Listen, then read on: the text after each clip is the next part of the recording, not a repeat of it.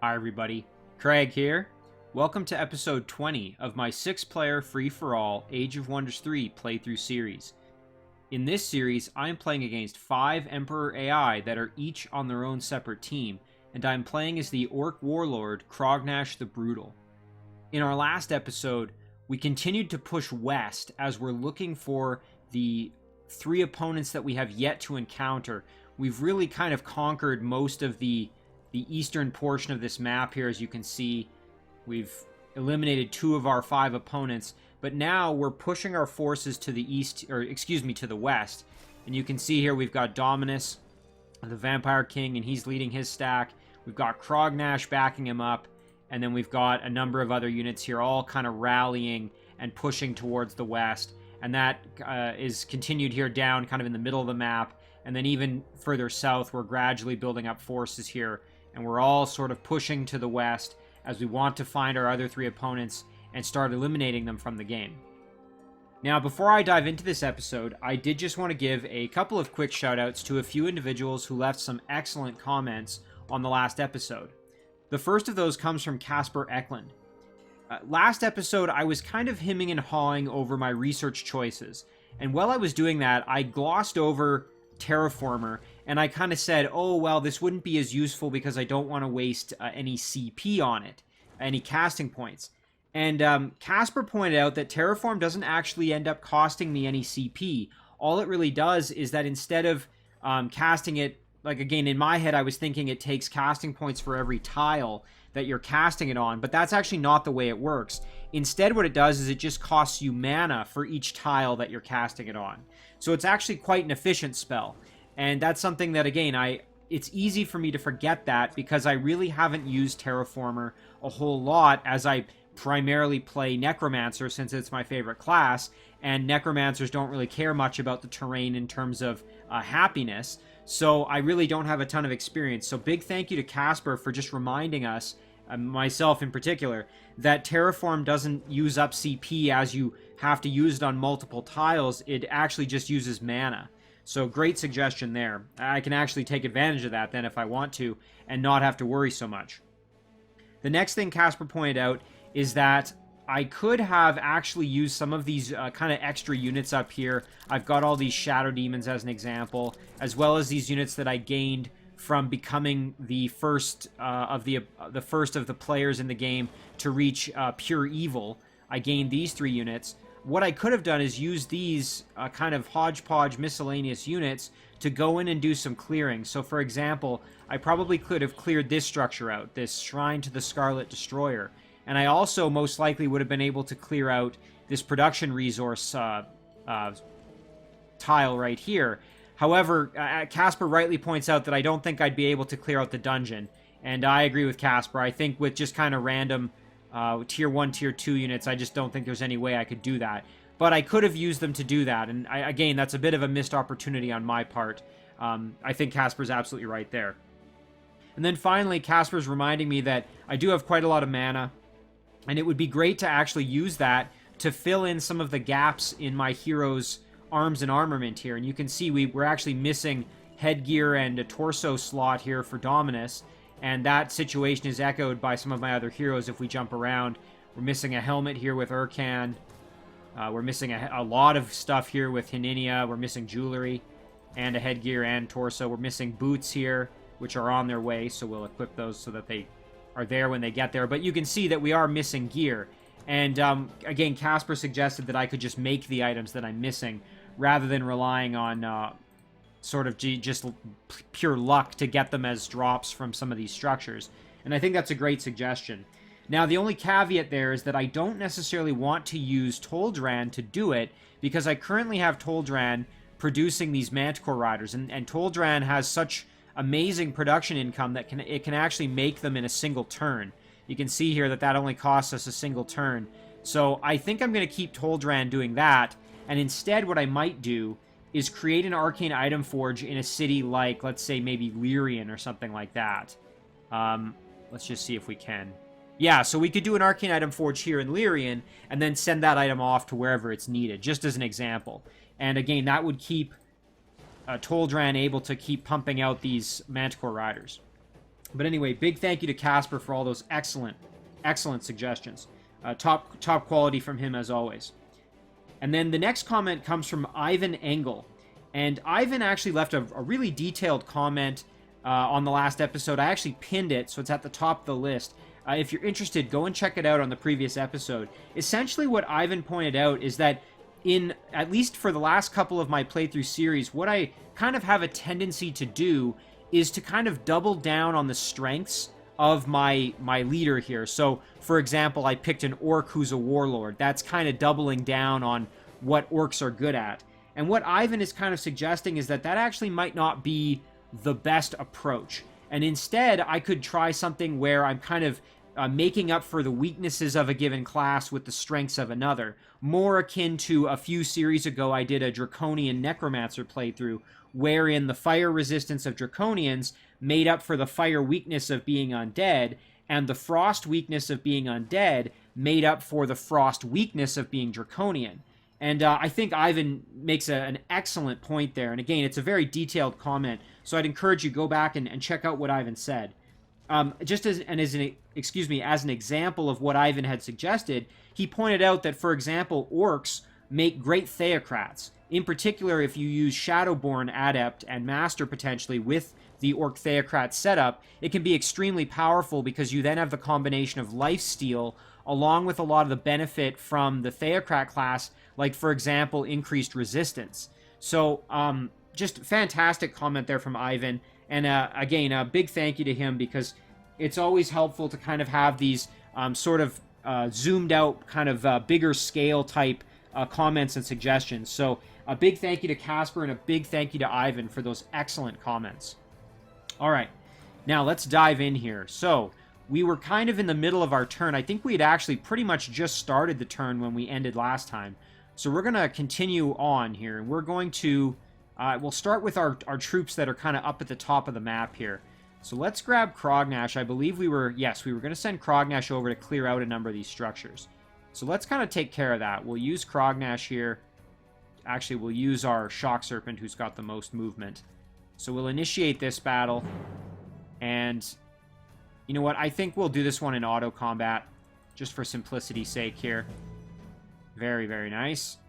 So we managed to recruit ourselves a Shadow Demon Larva and a Dwarf Boar Rider. And then I think we'll do the same thing for this battle, although this one I think I'm going to do manually, because I would like to try and grab a Goblin Big Beetle, potentially with Dominate.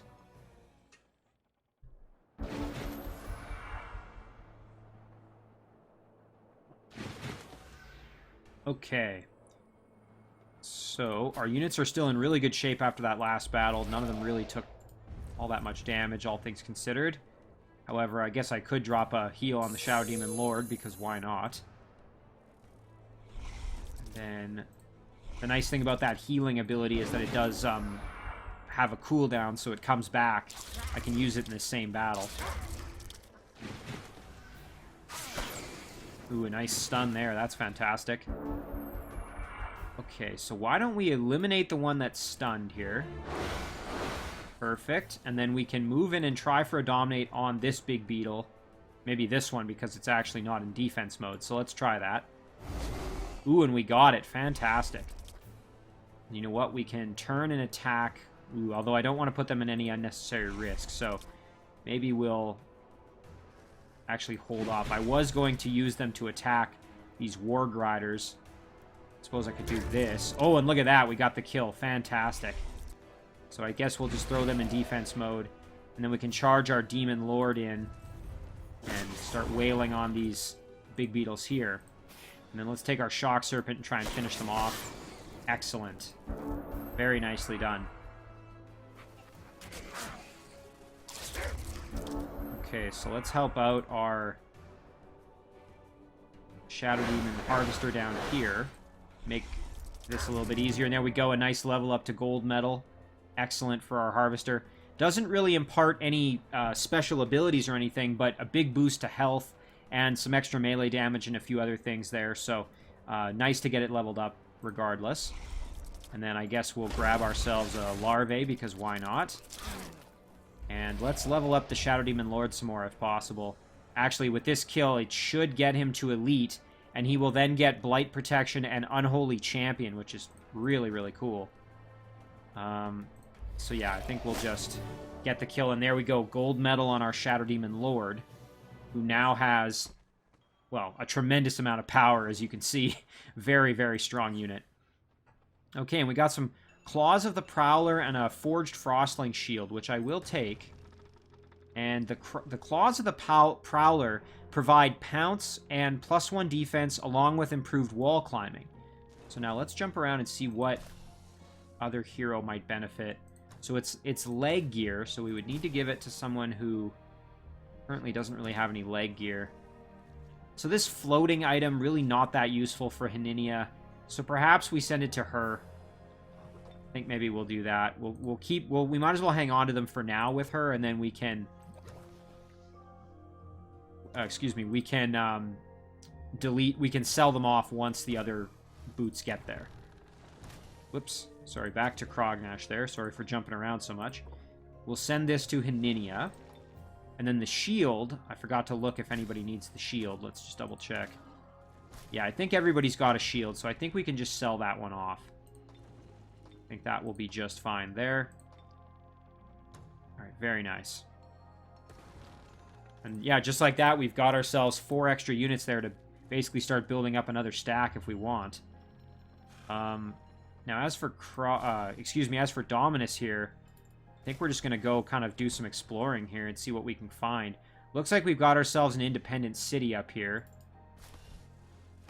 Either that or maybe a dwelling of some kind. So we'll just kind of keep on pressing and see what we end up encountering here. We'll move these units in. We were going to clear this Sage Hut out here with this kind of mixed group that we've got, so let's do that.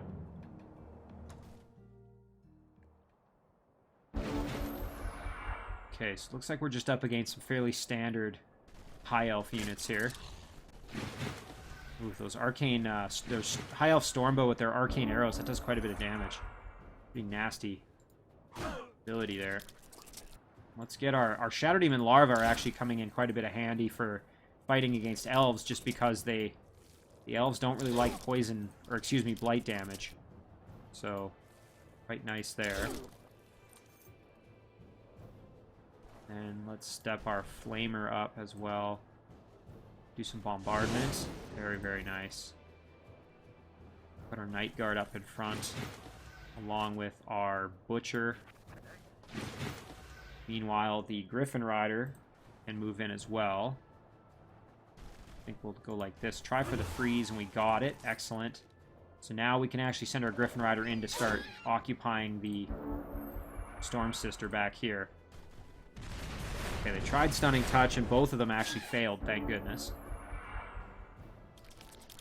Right, we'll attack the Bladesman. Same thing here. And then we can get a nice flanking shot there. Let's help out a little more. Griffin Rider's kind of running low on movement, but we can do one attack here, so let's kill off the Storm Sister. Then we can bring our Butcher in to assist. Night Guard as well. Our Flamer can actually move in here. I actually probably shouldn't have moved up the Night Guard because I would have been able to bomb both of them, but I'll do this as that won't hurt my own unit that way. There we go, we can attack the Storm Sister a little bit. Okay. And this should be the finish here. Ooh. That's kind of unfortunate. Took the damage there, the attack of opportunity, such that it could move in and get the finish on my unit there. Kind of frustrating, but that's okay. We'll see here. Can we get some more experience? Yes, we can. Let's try for the kill. Not quite. Get the kill there. So we're leveling up our Shadow Demons. Hopefully we get some more good evolutions out of them. We got some Goblin governance here. Race experience, I should say.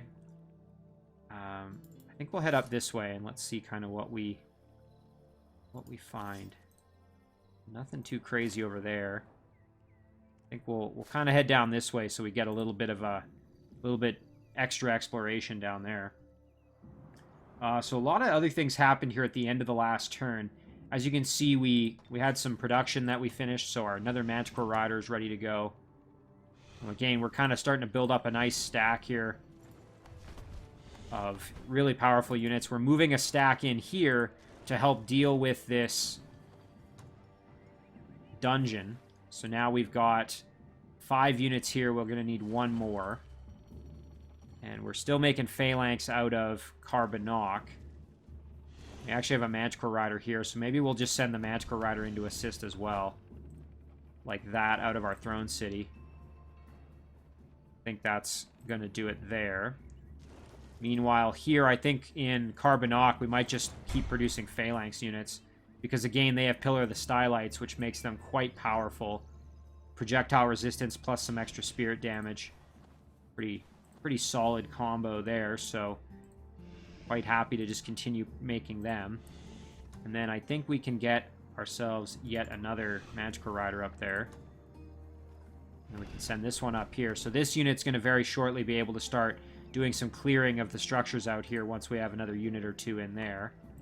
Meanwhile, Toldran, I guess we're just going to continue to pump out Manticore Riders because why not? We can do it in a single turn, so let's just keep the good times going. And I think I will use Lyrian. As I did indicate there, I'm going to produce the Arcane Item Forge there and then start working on making some items down there. As for Urkan, we were sending Urkan over to clear out this Sphinx Temple. Try and get some extra research, some extra knowledge income out of that, so we'll do that. We had this little guy who was kind of going to go over here and be a bit of a scout for us. So let's do that. Assuming, of course, he doesn't get attacked or anything on his way over. We'll kind of send him up into the mist here, near that giant dwelling. And let's just kind of jump around to some more of our units here and make sure we've moved everybody. Right, okay, we had another Goblin Phalanx produced here with greater lifesteal, very, very helpful. And yeah, I think we're just going to kind of continue to kind of move them in that way. And then we were planning to actually move this Phalanx in, and now we've got ourselves a decent stack so we can actually clear out this quarry. So let's do that. This should be a pretty fun battle for us here. Again, our Phalanx are going to have a distinct advantage against the Griffin Riders because we are pikemen after all, so that should actually help us out a little bit. Let's try for a curse there. At the very least, reduce their mobility slightly. And then we're going to just start kind of moving our Phalanx in. We'll keep our archers in the back there. Alright, they don't want to bite just yet, so we'll just continue to gradually kind of move up here. Again, all of our Phalanx at the moment are goblins. So don't have to worry quite as much about the resistance factor of having orcs who have a little bit less resistance, but we don't want to get overconfident here. I'm just thinking about exactly the shock damage coming from some of these elven units. There we go. Greater lifesteal doing its thing. Oh. Really, really like it. Ooh, we can do some big, big damage there. Fantastic. And then, I think with our ranged unit, we should be able to... well, not quite get the kill, but it'll be very close, and then we can get the finish here. That wasn't the smoothest sequence of events there. I think I could have done that a little differently, but I think we'll move our Phalanx up like this, tie up those units. We can attack this Griffin Rider and get some health back. And then we can move up, do some damage here as well. Fantastic. Ooh, going after my undead. Oof, they almost died, jeez. Oh, and that stun, really unfortunate up there. Well, this kind of turned ugly pretty fast here on me. Alright, well, let's see if we can get the finish. Clean this up a little bit. So we'll get the kill here. Now the question is...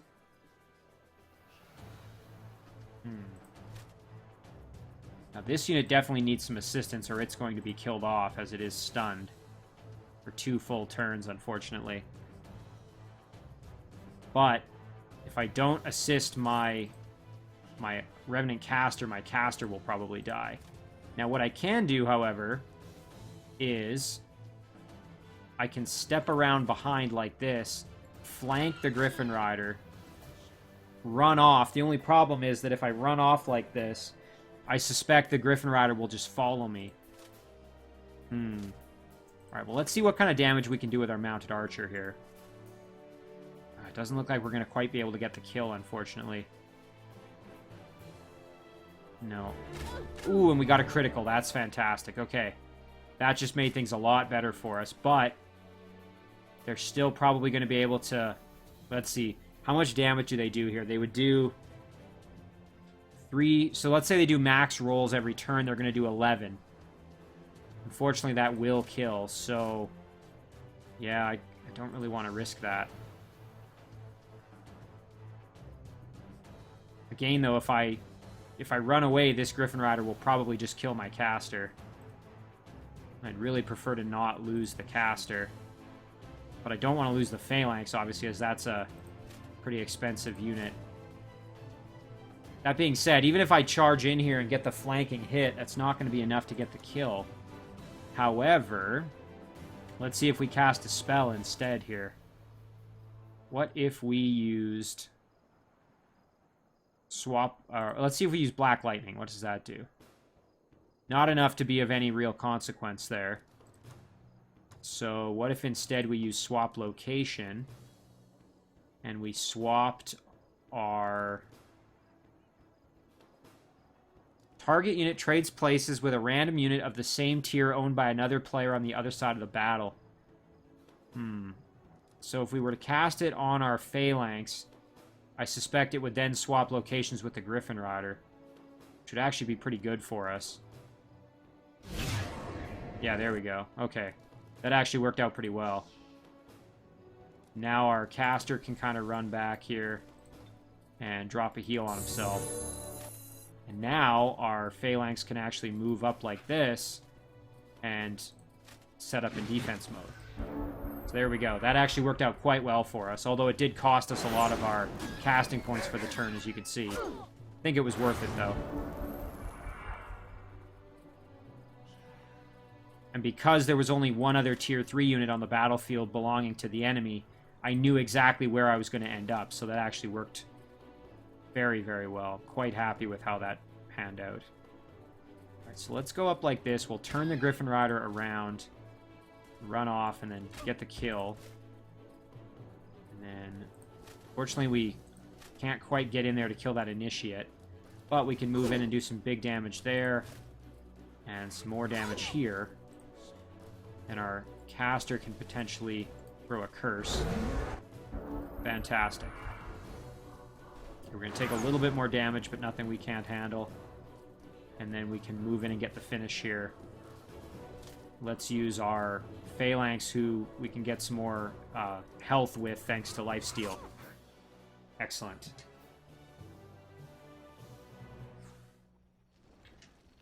Alright, so that worked out pretty well. I mean, I made a couple of mistakes in that battle, but I bailed myself out with the spell, so we didn't end up losing anybody. Oh, here we go. We got some decent items, actually. Legendary leg gear, Slacks of Sorcery. Plus 20% shock protection and plus 2 resistance. That's very good. Plus a sneaky bandit's dagger, which we can probably just sell off. So, let's... Well, first let's figure out which hero we want to send this to. So that's some pretty solid leg gear. Crognash already has really good leg gear. I think we'll actually get rid of Dominus's shoes here, because they're not really giving him any benefit aside from a little bit of extra gold income, but that's really not a big deal when you look at how much we actually have at the moment coming in. We're doing quite well in terms of gold income, so I would rather actually have Dominus with better items, now that I think about it. Where was that? That was at the quarry. Oh, jeez, I'm forgetting where that just was. It was the quarry in which city? Is it down in Lyrian? No. Huh, this is embarrassing. I can't even remember what city I was just trying to clear out. It wasn't over here. Was it up north here? No. Which city was it in? Oh, here we go. Right, it was in Srock. Gosh, that was a bit of a brain fart there. So, we're going to grab the slacks of sorcery. We're going to send these off to Dominus.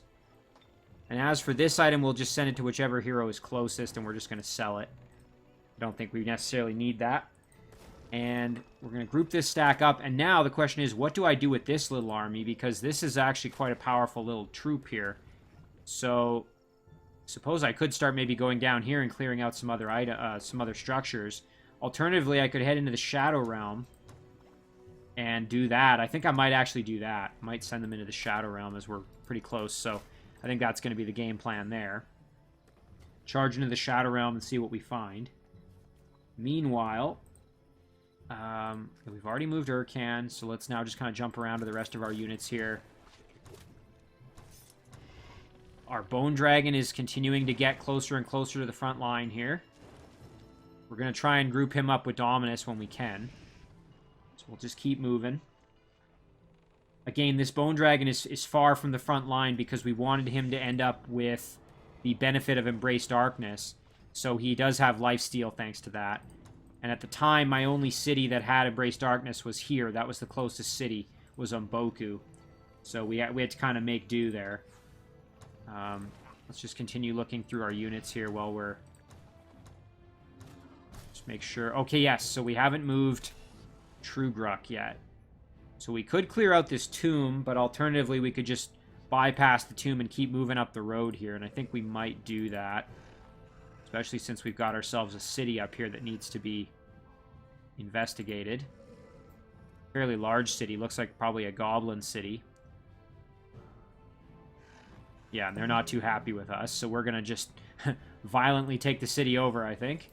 We can also check out the Shadow Realm over here as well. We definitely haven't explored over there, as you can see. So I think we're just going to ignore the tomb. We're just going to head up this way. Throw Trugruk at this. We're actually just going to do this one in auto combat. There we go. Now, what do we want? We want a Master's Guild or a Temple. Well, the Master's Guild is more expensive and provides production bonus. So, or extra production income, I should say. So we will take the Master's Guild there in the city of Srock. Fantastic. Now we can produce all the units that we currently have available in a single turn, which is quite nice. And look at this, we can finish most of these in one turn. So let's do an observatory and try and increase that radius here a little bit further. Eventually try and get this into our domain there. All right, very, very nice for Srock. Okay, so that takes care of that. Let's jump back underground real quick. Whoops. There we go. Back underground here, and we're going to just continue to move along the road because we want to head up and grab that city. Okay, so that takes care of Trugruk's stack. Let's see what else we've got here. Right, we have our Draconian kind of just... We were not really sure what to do with him at the moment. But we had Hininia over here, who I don't think we've moved yet. No. So we'll send this Tigrin... I think maybe back, and we can start kind of forming a squad back here.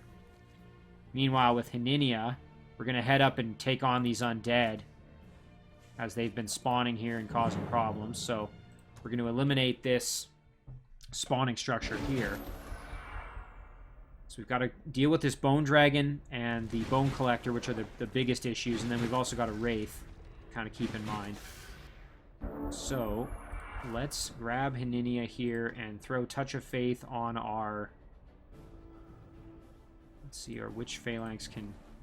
I think we'll put it on the phalanx that's kind of over here, so we're a little further out of the way.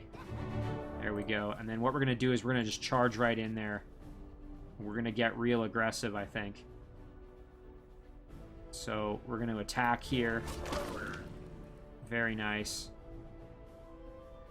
Unfortunately, this unit was panicked. I should have actually... I forgot about that. What I should have used is Bestow Iron Heart, which would have given Strong Will. Okay, thankfully we resisted on that side. Yeah, that was a bit of a mistake on my part. That would have imparted Strong Will, which would have made them immune to that. Okay, let's see if we can get the kill. Yes, we did. Fantastic. Okay. Now we're in a little bit better shape. Alright, we're going to end the turn there. I think we can still hit them with Bestow Iron Heart. And I think that will actually remove the debuff here. So let's hit them with Bestow Iron Heart. Oh, and that actually doesn't remove it. Okay, that's interesting. I thought that would remove the Panicked, but I guess it doesn't. But we needed to heal them anyway, so that's just fine. So now let's move in here and see if we can just get the kill on this Wraith. Fantastic. And it would be ideal if we could eliminate all the units here so we don't lose the movement on this Phalanx unit. If they retreat from the battle, we'll lose the movement, so... Because if you retreat from a battle as the attacker, you lose all movement for the next turn, so... Or for the rest of that turn. Poison Spit, I'll take that, sure. Yeah, that's actually pretty good. I might as well keep that with Hininia. Why not?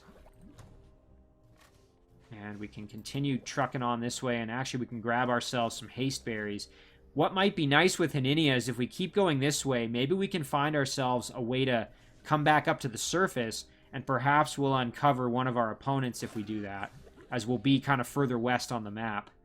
Hininia is now level 10, which means we're going to save some of these level up points for when she hits 11 and gets access to Divine Justicars. So we're going to wait. We're not going to worry about leveling her up just yet. And I think that's pretty much everybody in terms of movement. We do still have our builder here. We're in the process of making a road. We're going to continue building a road. And we want to connect it up this way. And then once we're done that, we're going to head over here and probably build a bridge. Actually, maybe we'll even just go like this. We'll make the road go over here.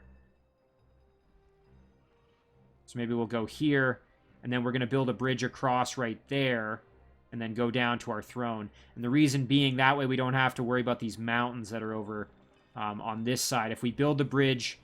Sorry, if we build the bridge from here across here... That doesn't really improve things because you've still got the mountains in the way. So we're going to build it on this side, I think. And we'll also grab the haste berries. So, we'll do that. And I think we can keep going. So we'll continue building the road like this. And then we'll have to build the bridge next turn, I guess.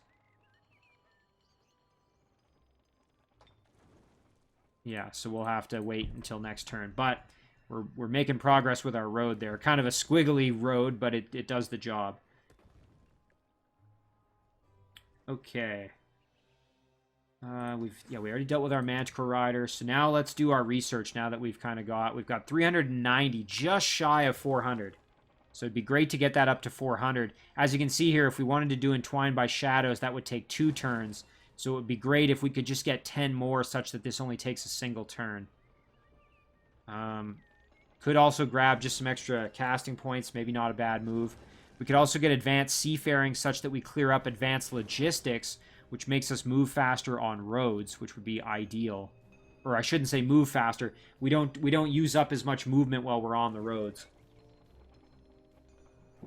We've seen how powerful Phoenix Warrior is when Urkan is casting it. So that would be a decent one to have. Yeah, let's do Advanced Seafaring. We'll get that out of the way, and then we can try and do Advanced Logistics. Okay, so now let's start worrying about our production here. So, in the Besieged City, the Shadow Elf Outpost in the Shadow Realm. Really kind of not a whole lot going on in this city. Kind of looking pretty grim at the moment. I think we'll just do an observatory to try to expand the radius here such that we can get the glass furnace maybe in our domain.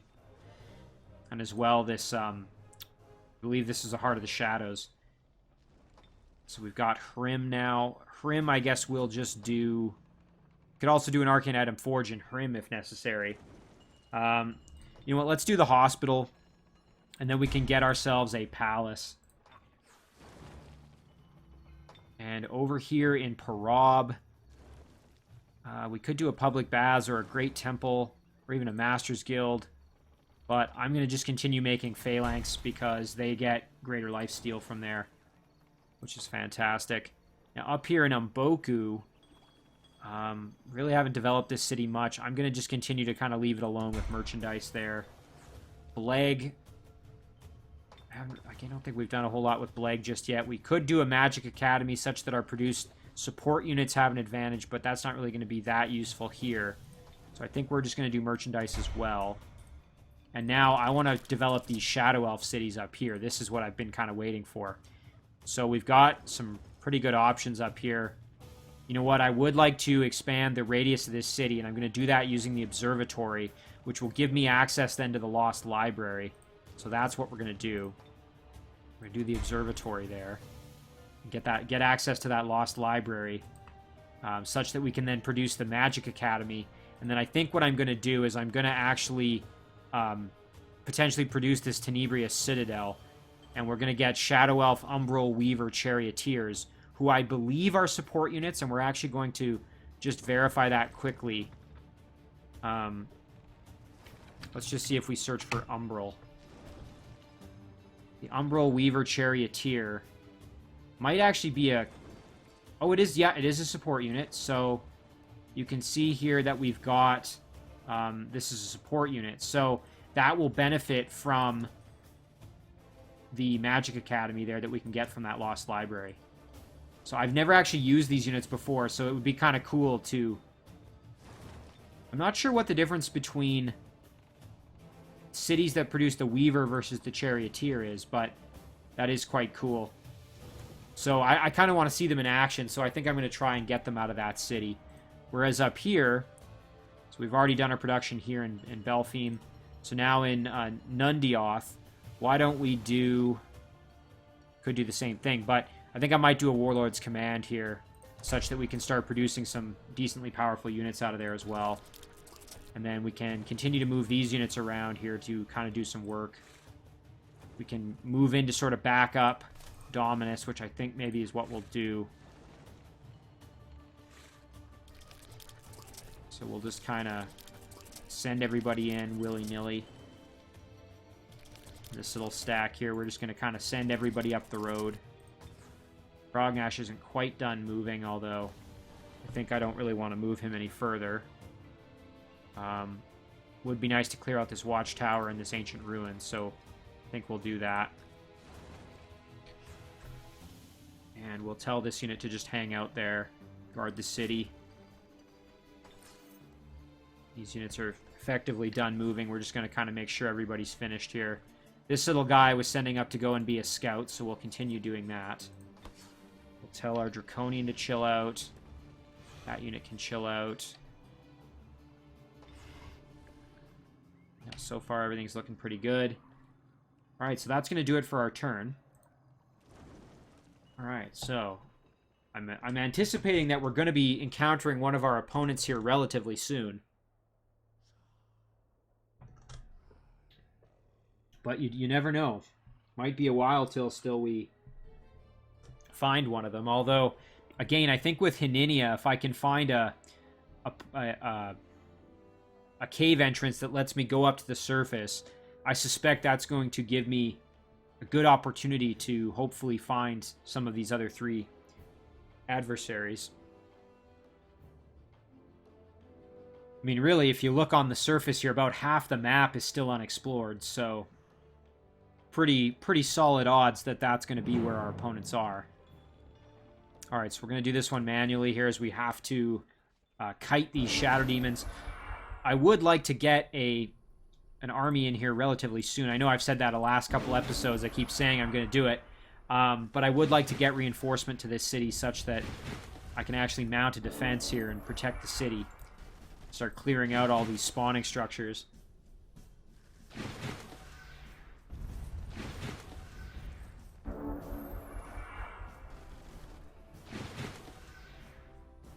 Again, it's going to be very interesting to see just how powerful my opponents are at this point. Now that they've had quite a few turns to grow, I suspect that maybe they've even started fighting amongst themselves because, again, remember, this is a game where each opponent is on their own separate team. So I wouldn't be all that surprised if they were fighting with each other by this point. I was kind of hoping that one of the AI would cannibalize one or two of the others and become extremely powerful as a result of kind of inheriting the cities and the domain and lands of one of the other or two of the other opponents, but we'll have to see if that's kind of happened at all or if that's not really the case. Now, we did get a level up here with Crognash.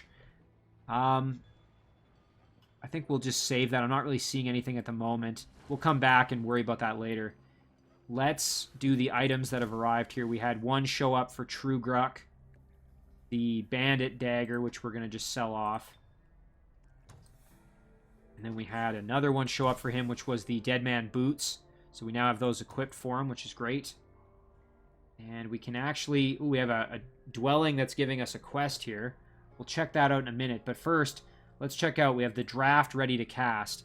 So all of my units are going to gain 200 morale. So let's do that. And they also can't desert. We will cast that spell. And then we can also grab Authority of the Sword, perhaps. Maybe throw that on a city or two. And then get back to summoning our Bone Dragons like we were originally doing.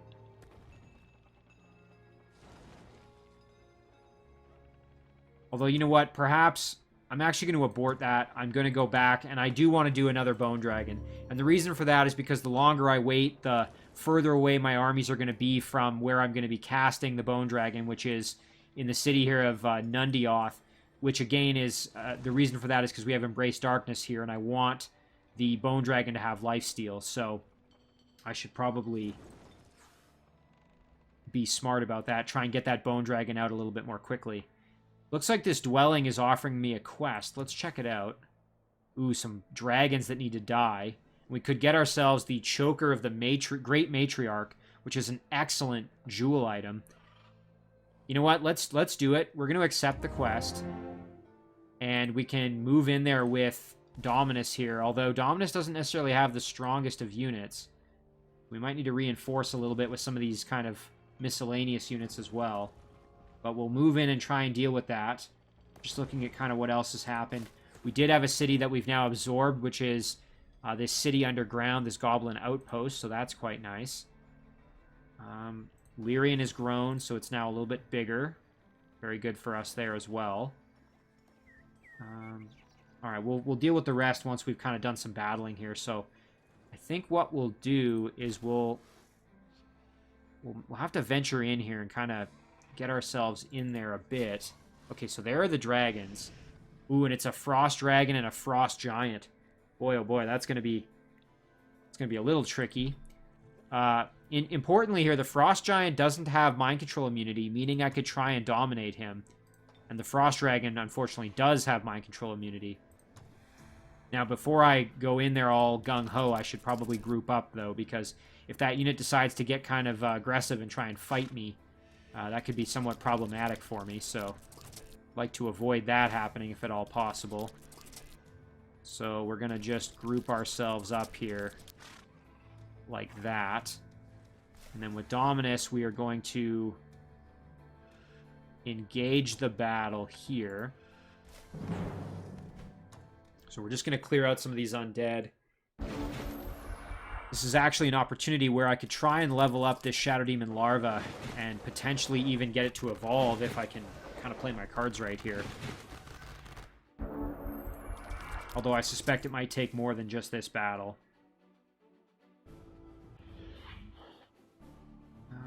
Okay. So I have to make sure that I don't put any of these units in kind of unnecessary danger. So let's go in with my flyer here like this and get the kill. Meanwhile, my Blight Elemental can move on in and do some work as well. Revenant Caster can probably kill off this Grimbeak Crow. Yes, it can. Move in and attack this Crow as well and do a lot of damage there. Holy cow. And then I think we will perhaps move up. I'm a little bit worried about them flanking in on my caster. I'd like to avoid that happening. So we'll just try and tie them up a little bit here. And then with Dominus, we'll blast that bird and get the kill. Alright, now let's see what happens. Okay, thank goodness. They're just going for my Blight Elemental, who can more than handle the punishment there. Now, we can use our Shadow Demon Larva here, move in like this and get a nice flank hit. And then we can turn and get some pretty decent damage with our Blight Elemental as well. Meanwhile, our Flyers can take out the Grimbeak Crows over there. Our Caster can move in. Fortunately, can't quite get the kill there, but let's see. Almost. And then we can bring in our Big Beetle. But first, let's see. Can we get the kill? Yes, we can. So we'll deal with that. Then we'll move in and attack the Grimbeak Crow. And we actually will just get the kill right away there. Perfect. Alright, so that cleans that up. Did get a level up with our Caster. And as you can see here, that Larva did get a little bit of experience. He's now at 54 instead of where he was there. It looks like there's a spawning structure up there that we're probably going to want to get rid of eventually too. Now, the question is, do we want to risk moving in a little bit further? I think the answer is going to be kind of yeah. We could go for this Shrine of the Skull Lord. We would get Guardbreaker, Inflict Curse, and Mark Blood Sacrifice for our next battle with every unit except for our Shadow Demon here.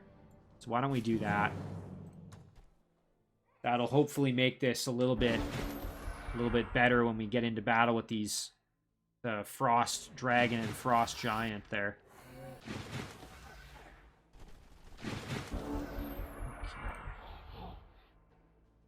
So we've got some undead here. I'm going to try and use Control Undead on the Goblin Reanimator back there. So let's step up here and blast that Lost Soul into oblivion.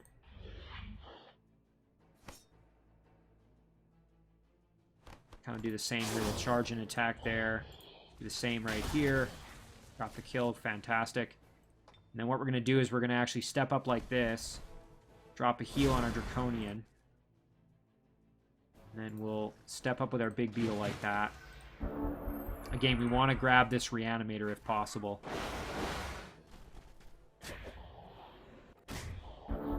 Okay, so it's actually a really good thing that I healed the Flyer as he took some substantial damage there. So we're going to use Control Undead, and we're going to try it on this Reanimator. Suppose we could use our Blight Elemental to throw a Weaken on it.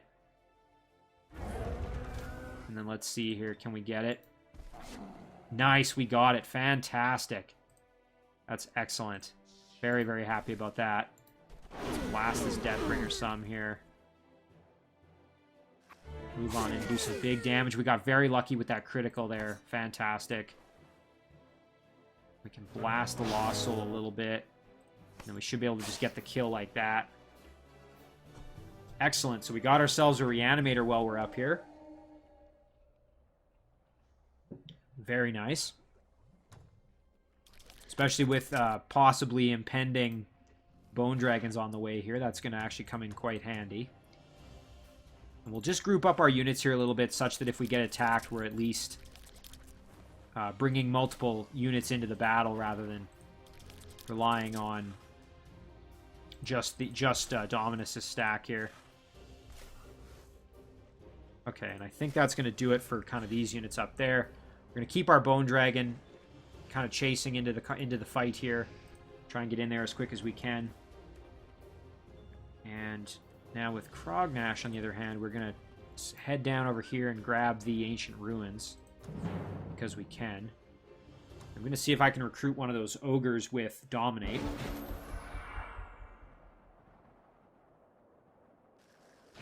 Okay, so we just got to deal with those spiders. We don't want anybody getting webbed. Because that's just going to be annoying.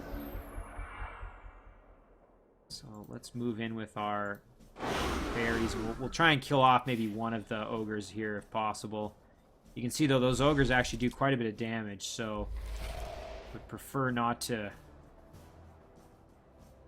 have to deal with them all that much, but I think we're probably going to kind of have to, so I think we're just going to kind of buckle down here and just deal with it. Ooh, almost the kill there. And this Shadow Demon Harvester can go up there. So we're going to let our units kind of tank the damage here. Nice, we at least resisted that first one. And the second one was successful, but our fairies should be just fine. We'll be able to bail them out with our other units up here, so we can move in like this. Very nice. Ooh, I actually didn't realize our Shadow Demon Lord had already used up some of his movement, so might have to do here, move our Harvester kind of over like this. Meanwhile, this Harvester, I suppose what we could do is could move in for the Dominate here. 70% chance, pretty good odds. We got it. Very nice. Now what we'll do is we'll use this Harvester to move in and tie up the Ogre as best we can. I'm hoping that he'll just engage me, but he may go in for Crognash. Oh, and we actually almost lost our fairy there. It took quite a lot of damage. So we'll grab ourselves a Shadow Demon Larva, because why not? Come down and throw a heal on our fairies. And you know what? We're going to actually step down here like this, turn them around, and then get the finish with our Harvester. Very nice. Okay, fantastic. So we got our... Ooh, and we got Box of Blades. We got some extra knowledge and some gold here. I'll take that reward. Absolutely. Some more throwing daggers there. Throwing blades, I should say. Nice additional option. Yeah, that kind of takes care of our movement. And now with these units, I can send the Ogre over, maybe even join Dominus or join one of the stacks over here. And, you know, one thing I could do is I could exploit this Well of Souls. I could turn a few units into ghouls and then have them be maintained by the Reanimator and, or even the caster as well or something. I could create like an undead stack if I need to. I'm actually kind of glad I have this Well of Souls here now that I have that Reanimator. That could actually come in handy. But we'll worry about that after. First, we got to kind of deal with the rest of this. You know what? I think I will use... Yeah, this is guarded by mostly Tier 1 and Tier 2 units. So I'm going to actually use my recruited units to clear this out rather than Crognash. I'm going to get Crognash going. Try and get him down here as quickly as possible. Because that detour kind of took a lot of his movement away there. And I don't want him having to go all the way back up there again as well. Although, I suppose what I could do is it looks like I could probably get, yeah, around this way. Maybe I will. Clear out that tomb, clear out this spawning structure, grab the production resources. I could do all of that with Crognash, so maybe I will actually go up there. We did finish a Warlord's Command here, which is awesome. That means now that we can produce Shadow Elf Monster Hunters, Shadow Elf Berserkers, and Shadow Elf Mounted Archers. Kind of neat. I've never seen the Shadow Elf versions of most of these units, so it's pretty cool to get to see them. Very, very cool. We could just keep that going and go for a Shadow Elf Warbreed, Shadow Elf Phalanx. That could be pretty cool. I think that's what we're going to do. We're just going to keep on going. Maybe even try and get Manticore Riders out of this city. That would be pretty wild. Okay. And we did get another Manticore Rider down here who we can kind of send up again to join what's a growing stack up here. Let's see. Yeah, most of these it looks like we could probably clear out without a ton of trouble. So let's kind of start grouping ourselves up. I think we'll wait for one more unit to join that stack, and then we'll basically just start powering through everything. Alright, and these little guys... Suppose we could send one down here maybe as like a scout. Do a little bit of scouting. It looks like there's a shadow gate right here. It'd be great to go through that and see where that goes. And we'll send the other one up this way. Okay, and we got ourselves another Phalanx here who we can send up. It looks like we're going to have our units here ready to do this battle, so let's maybe take care of this. So let's see what we got. We've got 3 Phalanx, 2 Manticore Riders, and a Priest. So that should be plenty to deal with this. Again, this won't be an easy battle. We're going to have that same situation we had in the previous dungeon we raided where we had a stack that was ready-made to do it, and unfortunately I made some pretty hefty mistakes. Let's see if maybe I can make up for that a little bit and have this one go hopefully a little bit better. Alright, so our priest, we're going to limit the movement there. Ooh, and we actually got a curse. I was actually kind of hoping just for the limited movement there, but that's alright. So we want our units to kind of be grouped up such that we're in good shape here. So perhaps we'll go kind of like this. Form kind of a bit of a formation here. Not the most elegant thing, but and then we'll move our priest back into the corner there, maybe. Again, we really want to avoid our units getting flanked at all, if at all possible, so we want to mitigate that happening. So I think what we'll do is we'll send our phalanx up like this, put them in defense mode. I think we'll do the same thing here. We're going to throw our priest in the far back corner here. And we don't want our Manticore Riders getting tied up with their Phalanx units, as that would be not exciting for us. So instead, we move over here like this, and move over like this. And then with this Phalanx, we can actually come in here. Alright, now let's see what happens. Alright, taking a little bit of damage there, nothing too crazy. I was kind of expecting them to go for the priest like that, so not a huge surprise. Alright, so now, let's see, can we... Oh yeah, we can get in there and work on this Manticore Rider a little bit. In retrospect, I maybe shouldn't have put the priest in the corner because now he's kind of pinned in there, as you can see. Can we cast a spell? We could use Black Lightning, perhaps.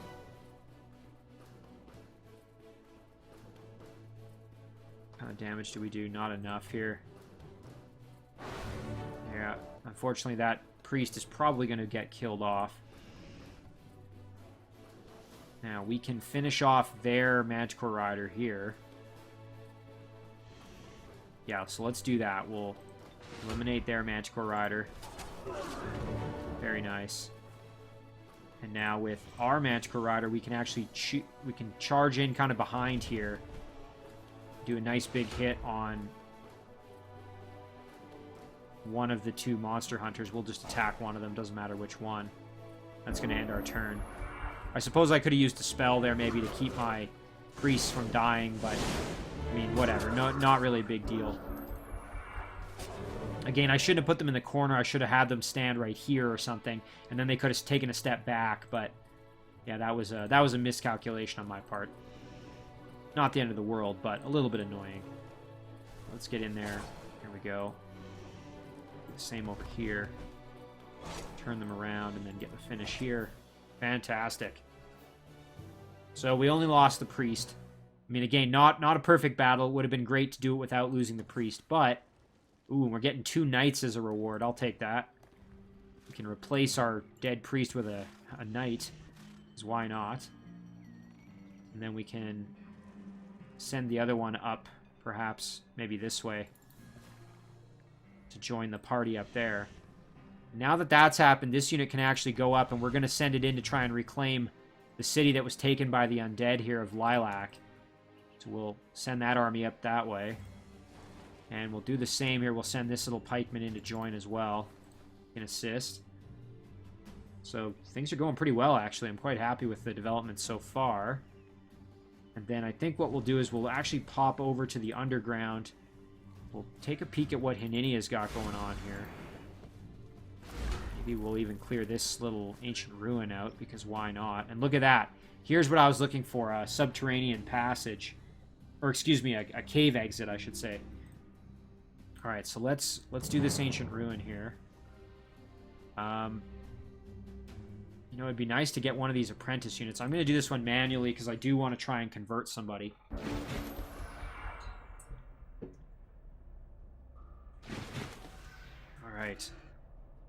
Perfect. We'll bestow Iron Heart here just for the extra health. Charge in. We can be kind of aggressive in this battle. We don't have to worry quite as much. I'm just going to start eliminating them kind of one by one here. Of course, we do have to watch out for the... You can see they're doing quite a lot of elemental damage, but... Alright, so we'll move in with... Our Feocrat, drop a nice big heal there. We can step up here with our Phalanx. Wow, do some incredible damage there, as you saw. Get the kill like this, and then that allows us to charge back in and go for the halflings back here. And our archers can step up, do some big damage to the berserkers here. Yeah, not really that risky for them at this point. Then we'll put our Phalanx in defense mode.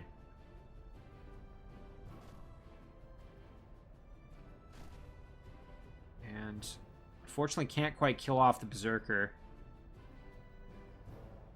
We'll try it and do some damage at least.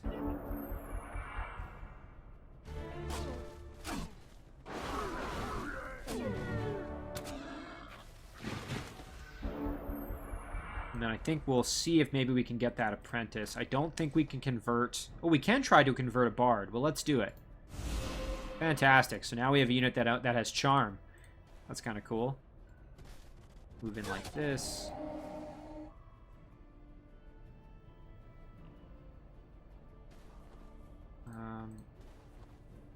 And then we can basically just get the finish here.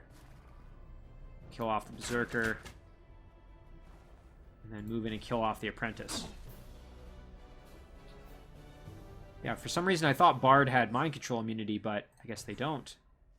Halfling's party kit and some knowledge along with a little bit of gold. Absolutely, I'll take that. Might be nice to send this one off to another hero, and let's actually just kind of check around again. Yeah, True Gruck could definitely use some variety in his attacks, so we'll send this to True Gruck.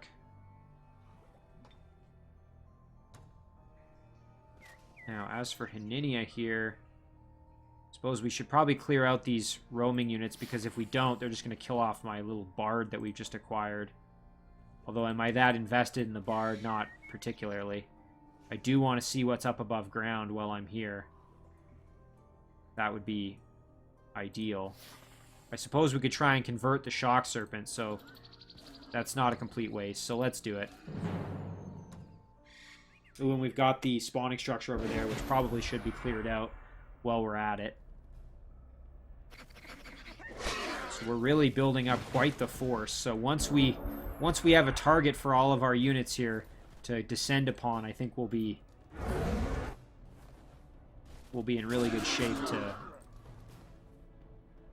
do some big damage to whichever opponent we're able to uncover and encounter. We use sprint to get up there and do some big damage. We try for the conversion. Oh, that's right. It doesn't. We can't. I keep forgetting. Certain units are not susceptible to it, and the. Holy, that's a big. Look at the damage spot on that. That's the divine. What is that? Divine vengeance. Holy cow. We'll attack the shock serpent. Anyway, I forgot that certain units can't be, are not impacted by convert because, like, for example, this is a monster or an animal unit. Alright, well, we'll drop ourselves a heal then. Well, whatever. It's good that we eliminated this unit because, again, it was causing us some problems. So, and it does protect our little bard, who we just acquired and we don't want to lose just yet. So we can step up and finish off this monster den here, clear that out, and then we'll head up above ground. Could even use our bard to go scout it next turn and see what it looks like up there. So that's pretty exciting. And True Gruck over here, we're going to move in here. And I think we'll just do this one in auto combat. There we go. And then let's actually check out the Shadow Realm while we're here. Alright, so a lot of structures here. We could head in and clear out this watchtower to get a really good idea of what's going on. Might as well do a bit of exploring. Looks like a kind of at least a partial island, or at least a bit of a limited area there, as we've got Void kind of to the north. Let's go back underground once again. Now, if we take Trugruck, we can actually start moving in for the city, as we want to grab control of this absolutely massive goblin city here. You can see it's actually quite well defended. Got a ton of big beetles there, so we definitely want to get control of this city if possible. We're going to grab Trugruck here, and we've now got ourselves at level 14. And boy, we've got some pretty big options here for what we could do. You know, it might even be nice just to grab Strong Will so that he's got Spirit Protection and Mind Control immunity. Might not be the worst thing ever. I think maybe I'll just do that. There, now he's got 100% Spirit Protection, so pretty nice. Alright, so that takes care of Trugruck, so he's done for the turn. Let's pop back up here. Yeah, these units, I think we'll just kind of have them temporarily just chill out here. Again, we're going to form a little army at some point with this little stack, I think. And up over here, we can do a little bit of exploring. Ooh, you know what? We had this Shadow Demon. We want to get in that Shadow Realm, or that Shadow Gate, so we know what's through there, but in the meantime, we'll just keep heading this way. Got a Dwarven outpost up there that we want to see what's going on there. Looks like it's still independent, so we still haven't encountered our opponents yet.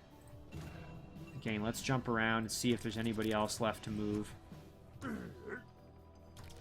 think we're in pretty good shape. Got a few more produced units here that need to kind of get into the fight. This guy can head down. Actually, we're just going to send him over this way. Just kind of start moving to the west, basically.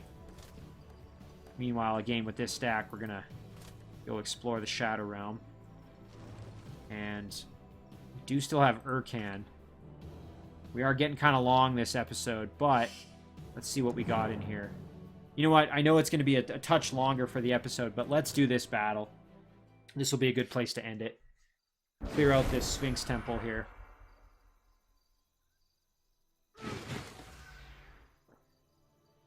Of course, Urkan right away gets immolated, so he's burning. He's not feeling so good. Let's get our big beetle right up in there. Same goes for our knight here. Throw that on the Sphinx there. Phalanx can kind of hang back a touch.